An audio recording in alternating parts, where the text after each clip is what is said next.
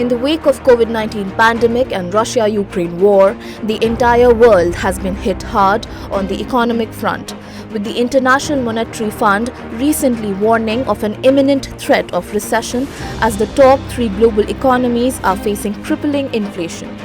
The World Bank too has said that the war in Ukraine, lockdowns in China, supply chain disruptions and the risk of stagflation are hammering growth.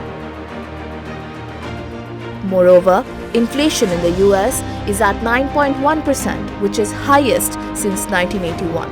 German inflation is at 7.4%, highest ever in their history, and UK's inflation is at 9.4%, which is highest in the last 40 years. In this backdrop, a survey conducted by Bloomberg has said that India has zero probability of slipping into a recession. The same survey also says that Sri Lanka has 85% chance of witnessing recession in the next 1 year. Japan has 25% chance and China and Pakistan have 20% chance.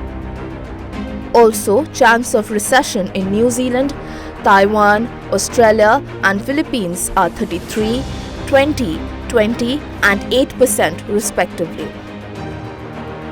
In general, Asia's risk of recession is around 20 to 25% and the odds of the US entering one is around 40%, while Europe stands at 50 to 55%.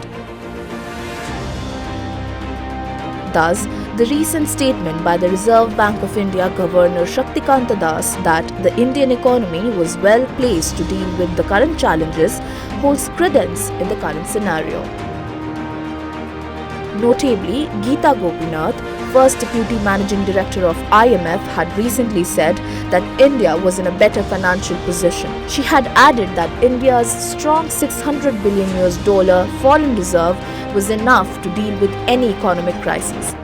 Earlier, in April 2022, IMF MD Kristalina Georgieva had also lauded many structural reforms taken by the Indian government and had called the Indian economy resilient.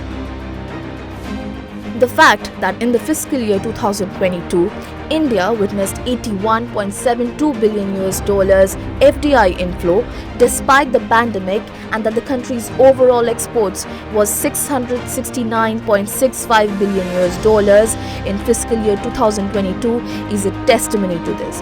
Importantly, India is projected to grow by 6.4% in 2022.